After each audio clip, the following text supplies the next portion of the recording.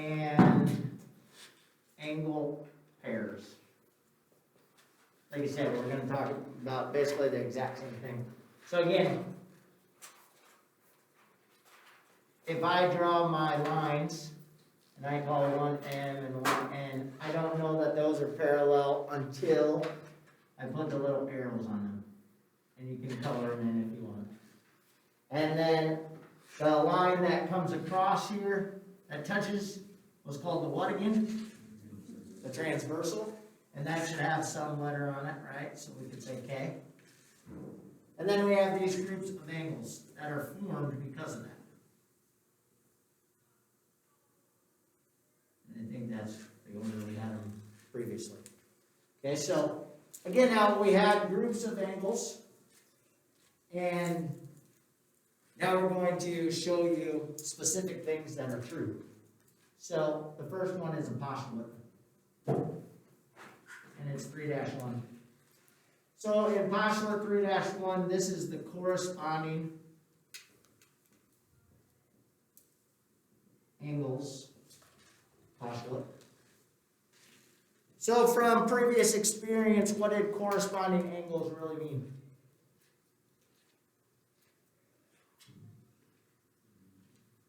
Don't all say it at once. What do you think? Yes, you do. Remember now, when we're talking about these, we're talking about the pods, kind of pods of 4. And so if I would take this pod of 4 and set it on top of the other pod, corresponding angles said what? They're in the exact same spot, okay? So that's true no matter if the lines are parallel or not. Now in our postulate, it's going to say, if 2 parallel lines are cut by a transversal,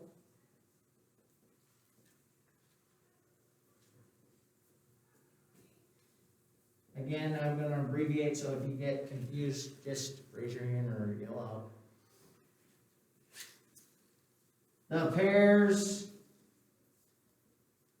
of corresponding angles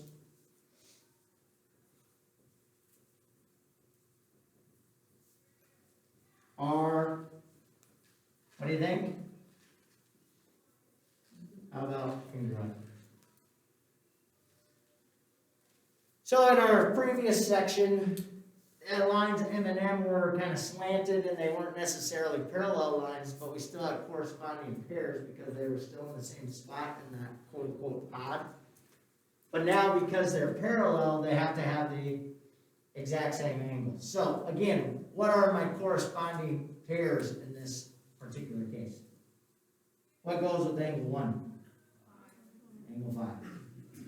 Angle 2? Angle 6. Angle 4. And then finally angle 3 and angle 7. So, with parallel lines, corresponding angles are always congruent.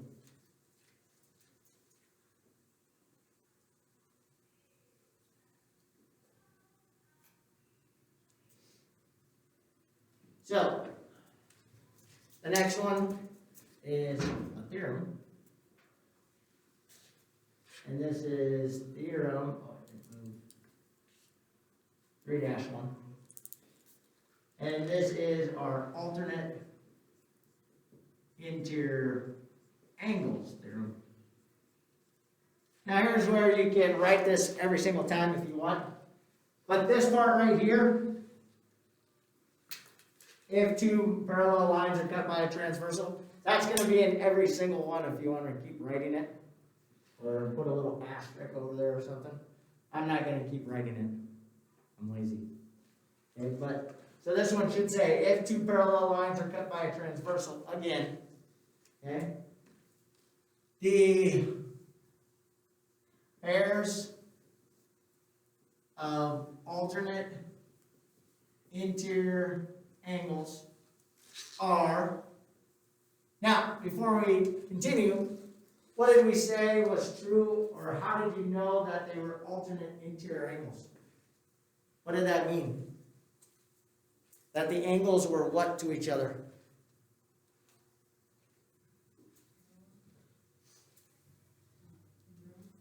Well, yeah, they're going to be congruent, so the pairs of alternate interior angles are congruent because of this theorem. But what are alternate interior angles? Opposite side of the transversal and inside, right? Alternate interior. So they had to be inside my original lines that I was talking about.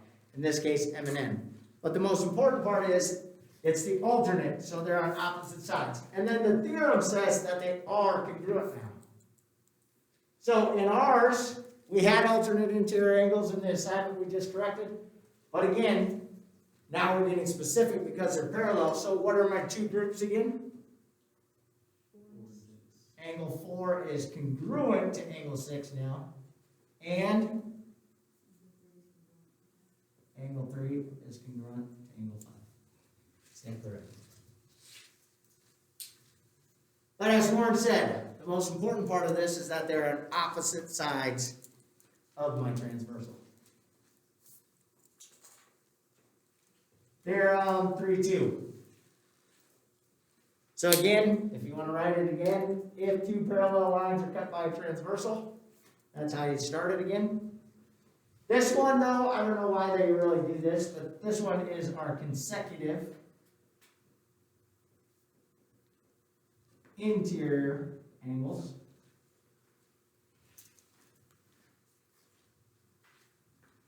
So when we talk about this, so first of all, what did it mean if we were talking about consecutive interior angles? Okay, they were next to each other, or back to back in a row. They're next to each other, but they don't touch. So you got to remember that. All right, and this one, they're on the same side of the transversal. So the last one, they're on opposite sides. This time, they're on the same side. Each pair of consecutive interior angles. So if I look at this, what groups would you say are consecutive interior angles on my figure? Angle what and what? We're on the same side of the transversal, but are back to back. 3 and 6, or 4 and 5. And what would you say is true about them? They're definitely not congruent, right? This one's an obtuse angle, this one's an acute angle, so they can't be congruent. Yes, they are supplementary. So what does that mean again? Supplementary angles are equal to 180. Right? Sum of. So here's the question. Do they form a linear pair? Does 3 and 6 form a linear pair? No. Remember, if they're going to form a linear pair, they have to be right next to each other. They have to be adjacent. So 5 and 6 form a linear pair. 3 and 6 are just supplementary angles. But they still both equal 180 degrees. So we would say angle 3 plus angle 6 equals 180. Or what was our other group? Angle 4 plus angle 5. Right? And that's going to be true every single time.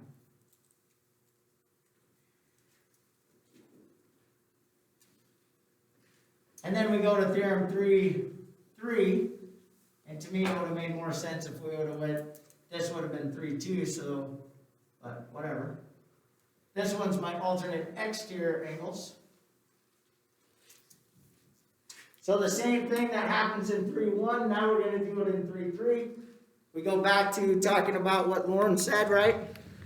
If my angles are on the opposite side of the transversal, and again, then we should start out if two parallel lines are cut by a transversal. The pairs of alternate exterior angles are what?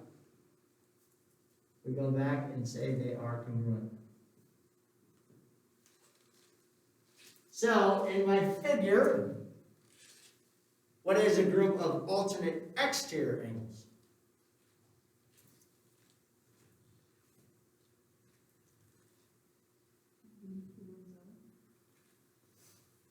But they got to be alternate, so they got to be on opposite sides of your transversal. So 2 would be hooked up with what?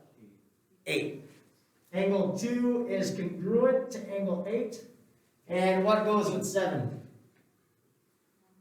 Angle 1 and angle 7.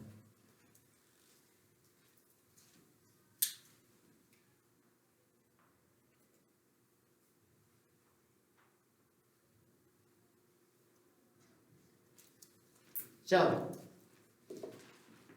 same thing that we talked about Friday, but now corresponding alternate interior and alternate exterior still have the same definition, but now specifically they are congruent to each other because of being parallel. And then the other one is consecutive interior. Still has the same definition again, but now because they're parallel, those two angles are always going to add up to 180 degrees. My last one. This is my perpendicular transversal theorem. What does it mean if lines are perpendicular to each other? They cross and make 90 degrees, right? So in a plane, if a line is perpendicular to one of two parallel lines,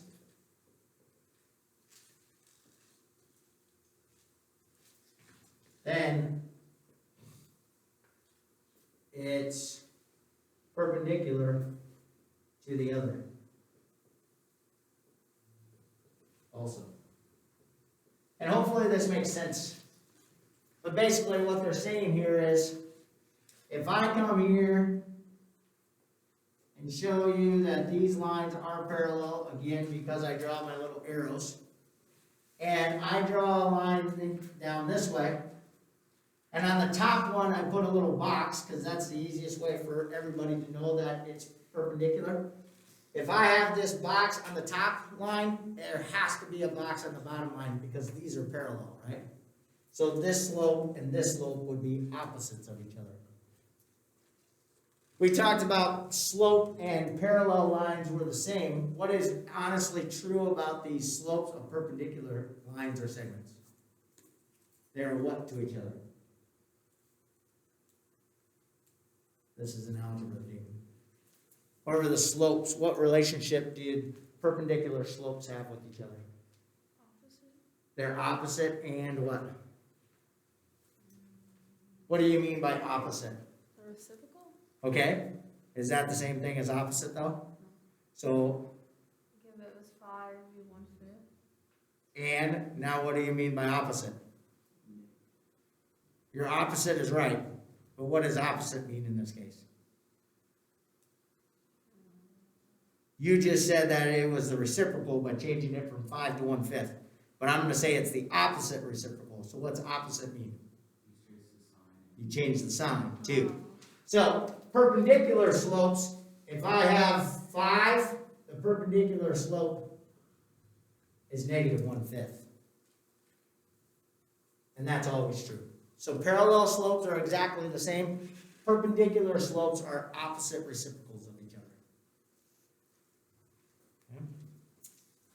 Now, don't forget, when we come back to our figure again, just because we've talking about all these other things, don't forget linear pairs and vertical angles.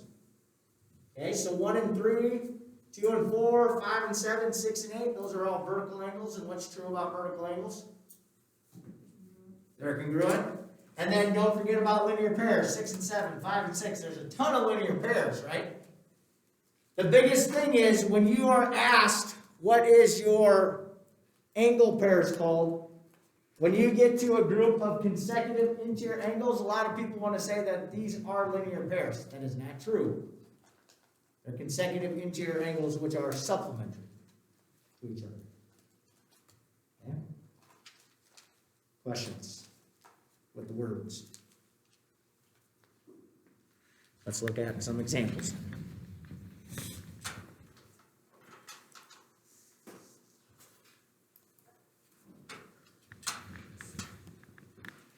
So, a lot like what we did the other day in class, Friday, but, I forgot to get it up.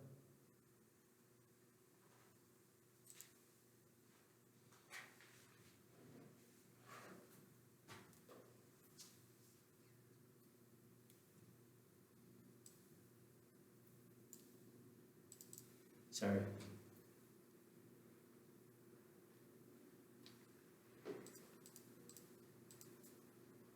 So a lot is the same way though. And there might be some combination things that you have to do. So in some of these, there might not be a direct relationship between the two numbers that they ask you to find. Does that make sense what I'm saying? So they might say, what's the relationship between 10 and 15? Do 10 and 15 actually have a relationship from what we've been talking about? One of those things? No. 10 and 15 won't, right? Because this is on the outside, this is on the inside, so they can't be alternate interior or exterior. But I could say that 10 and 11 make up a what? Linear pair, so they would add up to 180 degrees, and then what's true about 11 and 15? Then they're corresponding, so they're congruent. So you might have to do some of that in your assignment and on the quiz tomorrow. All right? So, if angle 11 is 51, how much is 15? 51. By what? Corresponding angles, right? What relationship do 12 and 15 have?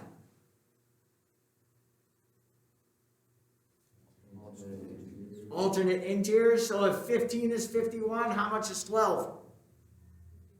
51. What relationship does 12 and 11 have? Vertical angles. And if 12 is 51, what's 11? 51. If 11 is 51, what relationship does it have with 13? It's a linear pair. And if 11 is 51, how much is 13? 129 degrees. That makes sense? So we kind of can go all over the place with these ones. All right? Perfect. You did good. The other thing is you got to make sure that you say, so notice here in the figure, A is parallel to B, and the measure of 18 is 42, find 25. So again, do 18 and 25 have a direct relationship? Yes, they are what? Alternate exterior angles. So if 18 is 42, 25 is also 42. What is the transversal in this problem? C. Okay, so again, don't forget, just like what we did for the assignment, you got to make sure that you tell the transversal. The ones that get a little confusing, they don't actually give you all the numbers, but if they would put numbers throughout all of this and show this, there might be several lines that could be the transversal. You just got to make sure that your transversal hits the two lines that you're talking about. Or your transversal hits the pods of 4 that you're trying to work with. Okay? So, in this diagram, if angle 2 is 125, can we find angle 3?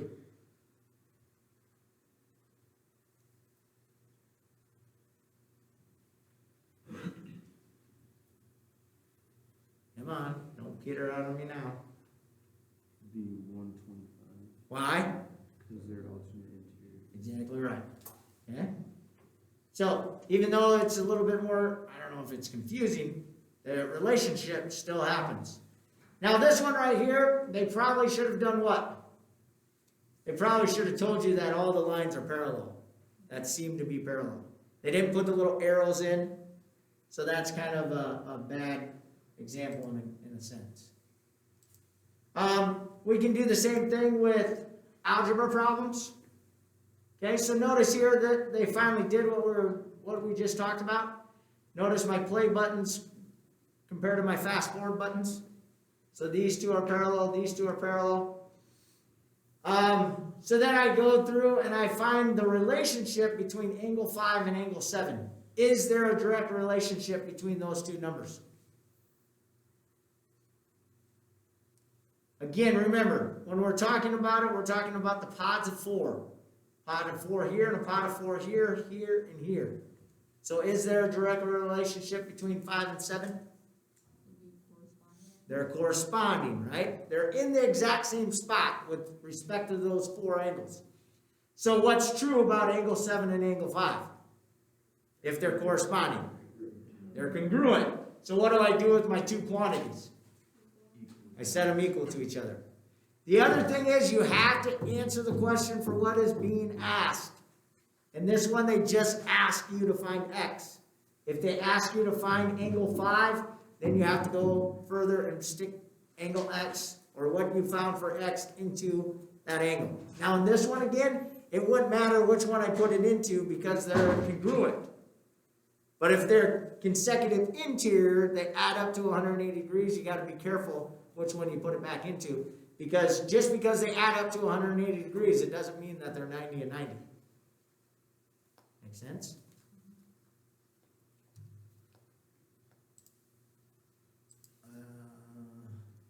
This looks like a good one. So if angle 1 is, angle 2 is, and angle 3 is, how the heck do I find it if I'm looking between 2 and 3?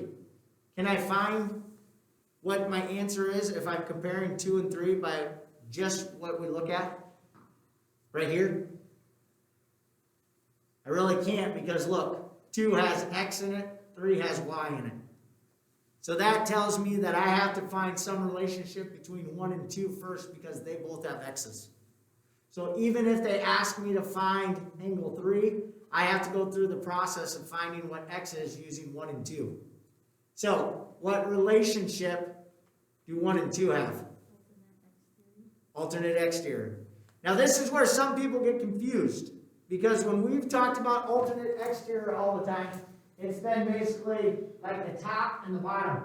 This one's more to the right, to the left, or left and right. So some people, and I can't do it with this, but would take their book and like rotate their book so it still looks exactly like it is. But I do have to find angles 1 and, or the x from angles 1 and 2 first, and then use that to find what's my relationship between 2 and 3. Corresponding. So once I find angle x, I stick it in for the angle 2 quantity, find that answer, and then set that equal to the 5y plus 14. That makes sense? You need to see the math for that. Anybody? Maybe. Huh? Yes? So, they just tell you the answer for this one. So, in this one, I'm going to do this. I would take my 2 times 5x minus 3 and set it equal to 9x plus 6. Because again, those are alternate exterior angles, right? I would find my x by doing the math.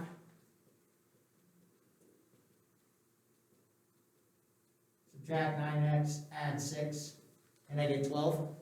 So now I'm going to put it back into this one right here, my 12. What's 12 times 5? 60 minus 3. 57 times 2. Tough one, I know. How much? 114. 114 then is equal to my y part. This one was alternate exterior angles, this one right here is corresponding angles. So then I would do my math. How do I get y alone? Subtract 14 and divide by 5. So my y is 20. Now they didn't even ask you about the y, but if they would have, that's what you would have done. In all honesty, you didn't even need the y part for this problem. Okay? Make sense? Yes, no. I know, but it's Monday, they're like, holy cow. You guys are killing me today. Oh, then they asked you to find one. So you did have to do the whole problem. Okay? So, assignment, and tomorrow is a quiz. The quiz will be very short, trust me. It should take you about 10 minutes at the most. So I would assume that we will start the next section. We won't necessarily finish